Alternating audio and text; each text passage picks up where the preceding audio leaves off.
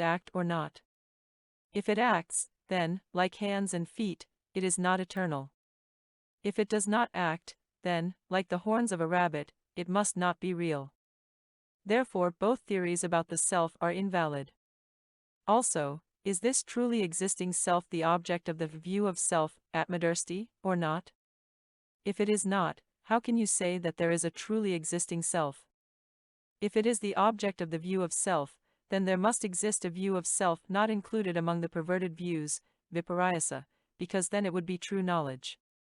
If that is the case, how do you explain the fact that the supreme doctrine of those who presumably advocate a real self all denounce the view of self and extol the view of no self, saying that those who see no self realize nirvana, while those who are attached to a view of self transmigrate in the realm of birth and death? How can a person with a perverted view attain nirvana and one with a correct view transmigrate in the realm of birth and death? Moreover, none of the various views of a self has as an object a real self, because they all have objects no different from any object of the mind. The perceived object of the view of self is definitely not a real self, because it is an object, like any other object. One actually sees only the aggregates that evolve from consciousness and, in accordance with one's own delusions, interprets them in various ways. 2. Cessation of attachment.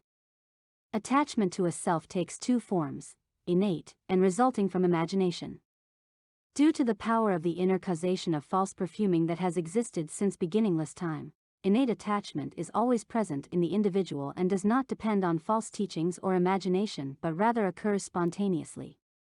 That is why it is said to be innate. It takes two forms. The first form of innate attachment is constant and continuous and resides in the seventh consciousness. It takes as an object the eighth consciousness and produces an image that is natural to the mind which it clings to as a self. The second form is intermittent and resides in the sixth consciousness. It takes as an object the images of the five aggregates that are grasped, upadanaskandha, that evolve from consciousness, either individually or wholly, and produces an image that is natural to the mind which it clings to as a self. These two forms of attachment are subtle and difficult to eliminate. They are only eliminated at a later time on the path of cultivation, dharmarga, through the repeated cultivation of the eminent contemplation of emptiness, of the self. Attachment to a self resulting from imagination is the result of the power of present, external conditions and is therefore not innate. It derives from false doctrines and false imagination for its existence, hence the name imagination. It only exists in the sixth consciousness, or mano-vijriana. It also takes two forms. The first occurs when the sixth consciousness takes as an object images of the aggregates discussed in a false teaching, produces an image that is natural to the mind, and, through imagination and speculation, clings to it as a real self. The second has as its object the image of a self spoken of in a false teaching, produces an image that is natural to the mind, and clings to it as a real self. These two kinds of attachment are gross and therefore easy to eliminate. When one first enters the path of insight, darsanamarga, one contemplates true reality as the natural emptiness of all dharmas and eliminates this attachment. Thus all these attachments to a self exist in connection with aggregates within the mind but not to aggregates external to mind. They always exist in connection with aggregates internal to mind. Therefore attachment is always wholly directed to the images of the five aggregates that are clung to, which are erroneously grasped as a self. However, the images of the aggregates are wholly produced from conditions and therefore have an illusory existence. The self that is falsely grasped is an unreasonable speculation and therefore definitely is non-existent.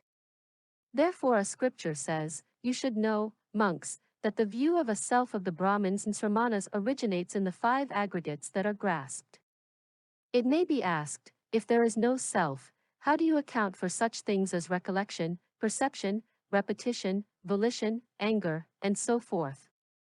We reply that if the self that is grasped is eternal and unchanging, it must be the same before and after, and hence recollection must not exist.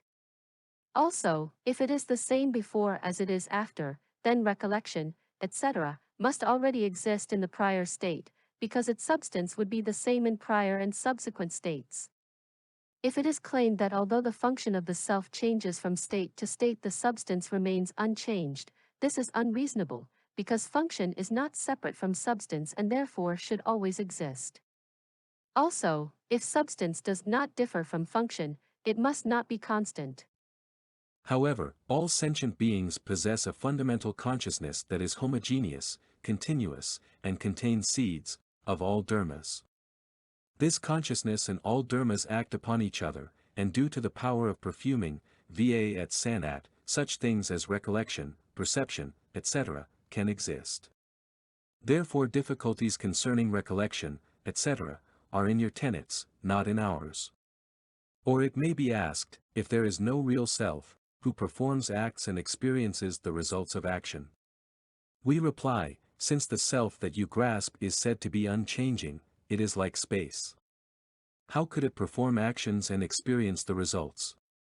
If, on the other hand, it does change, it must not be eternal.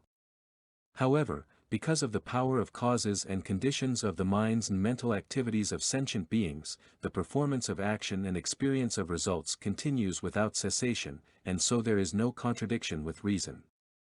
Or it may be asked, if the self is really non-existent, who transmigrates being born and dying in the various planes of existence? Who has a distaste for suffering and seeks nirvana? We reply, since the self that you grasp is itself birthless and deathless, how can you say that it transmigrates in the realm of birth and death? Your self must resemble space. It is not tormented by suffering, so how can it detest suffering and seek nirvana? Thus your claim turns upon itself in self-contradiction.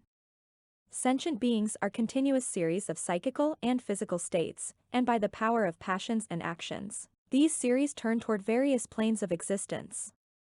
Because they are tormented by suffering, they seek nirvana. As a consequence of this, you should realize that there is no real self, only various consciousnesses. From beginningless time, the former mental state disappears and a succeeding state appears, and thus there is a continuous series of causes and results. As a result of false perfuming by false notions, something resembling a self appears. The foolish mistake what is falsely grasped for a real self. 8. Attachment to dharmas. Why is it that apart from consciousness, no real dharmas can be found? Because the real dharmas grasped by non-Buddhists and other vehicles of Buddhism do not exist from the standpoint of reason. Why are those grasped by non-Buddhists non-existent? The Samkhyas believe in a self that is intelligent and that uses 23 dharmas, such as mahat, etc., which in turn are composed of the three qualities of rajas, sattva, and tamas. Although composed of the three qualities, mahat, etc., are real and not fictitious, and are known by direct perception. This tenet is unreasonable. Why? Because mahat, etc., are made up of a plurality of things, like an army or forest, and are therefore fictitious. How can it be claimed that they are known by direct perception? Moreover, if mahat, etc., are real, they must not be composed of the three qualities of sattva, etc., just as the latter themselves are not so composed. Since the three qualities, sattva, etc., are the same as mahat, etc., then like mahat, etc., they ought to be composed of the three. By analogy, since they change, they are not eternal. Also, the three elements of sativa, etc., act in many ways and therefore should have multiple substances, since there is no difference between substance and function. Also, since the three substances are all pervasive, then when they change in one place, they should change elsewhere, because their substances are not distinct. If it is admitted that the substance and characteristics of the three elements are different, how can they combine and create a single characteristic, such as firmness, etc.? They must not be able to create a single characteristic when they combine, because then their substance is no different from what it was prior to combination. If it is claimed that the substance of the three elements differs, but the